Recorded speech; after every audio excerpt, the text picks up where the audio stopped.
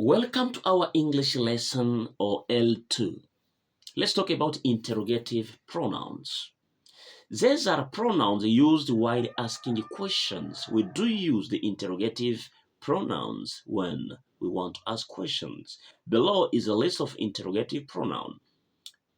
First person, who, is a subject. Object, we say who or whom. Possessive, we say whose. Okay, which. For things, we say what or which, what or which. What are or which is object, at the same time is a subject. Example, who came here? Okay, which or what is available, and so on.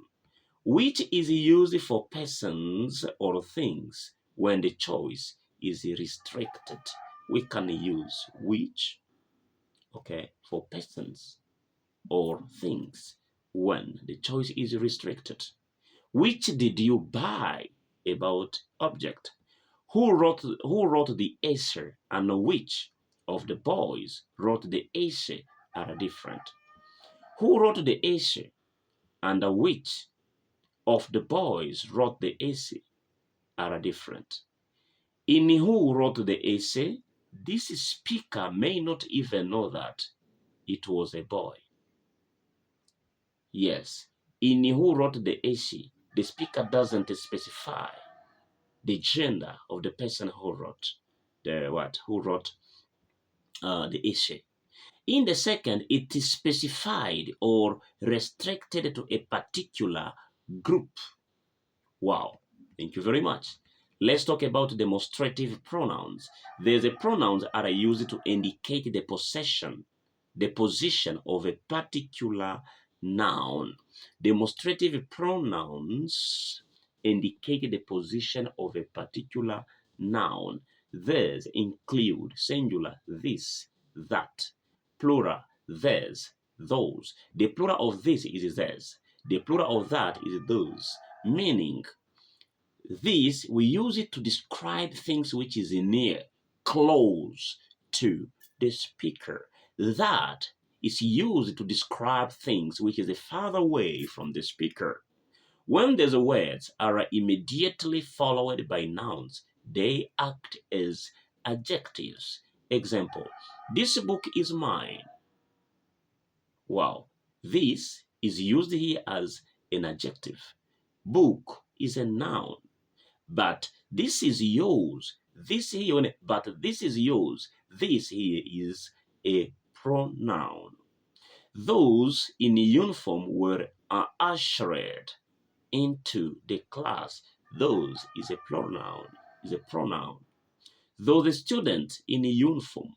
Those students is an adjective. Let's talk about relative pronouns. Relative pronouns are used to introduce clauses. We do use the relative pronouns to introduce clauses. Defining relative pronouns introduce a clause which distinguishes the noun being described from the rest of its class. Hence, they introduce adjectival clauses. Yes, example. The boys who sneaked from the school were punished. The boys who sneaked from the school were punished. This sentence implies that only those boys who sneaked from school were punished. Those who did not sneak from the school were not punished. Non-defining relative clauses simply augment or are in a position to the noun being described. Example, the boys who sneaked from school were punished. The second sentence implies that all the boys sneaked from school, hence they were all punished. Now, below is a list of relative pronouns used in defining relative clause. We have for persons, we use who, what. For things, which, and that. Yes, for person we use who and that. For things we use which and that. Object who, whom, that, which, and that. For things again. And a possessive we use whose. For things we say where or which. So let's give some examples here. Example of relative pronouns used in defining clauses. The boys who play soccer were rewarded.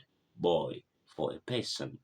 The dog that vomited has disappeared. The dog that for an animal. Men who worship Satan will regret in the future. Wow. The above sentences have all been used in the subject position.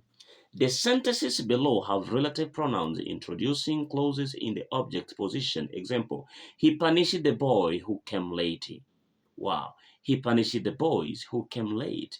This is what this sentence below, okay, have a relative pronoun introducing clauses. Nelson dislikes boys who constantly ogle at her. Wow, who constantly ogle at her is an introduction of a relative pronoun. Below is a list of relative pronouns used in non-defining relative clause. We have the first person and the second person. We have the subject, object, and a possessive. Who, subject. Whom, object. Possessive, whose. For things, which is a subject, which, object. Whose, of which is also a possessive. Examine the sentences below. The doctor who welcomed us registered his appreciation. Wow. The clause who welcomed us is a clause, is in a position. It simply adds more information that the doctor also welcomed them. Compare the doctor who welcomed us registered his appreciation. The doctor who welcomed us registered his appreciation. Do you see there? In the second sentence, which has a defining clause, implies that only the doctor, there were other doctors, only the doctor who welcomed us registered his appreciation. In the first sentence, the relative clause is non-defining. It implies that there was only one doctor, and he is also the one who welcomed us, who welcomed them. Distinguish the meanings in the following pairs of sentences. 1. The girls whose books were taken are complaining. The girls whose books were taken are complaining. Wow. The student, for the first sentence, we have a comma. For the second one, there is no comma. The students who excelled in last year's exams were rewarded. Students, there is a comma. For the second one, the girls whose books was taken are complaining. Students, there is no comma for the second sentence, who excelled in last year's exam were rewarded. The man whom I saw was in a red jacket. The man whom I saw was in a red jacket. For the first sentence, there is a comma. For the second one, there is no comma. Thank you very much for following. Welcome back to our new lesson. Bye-bye.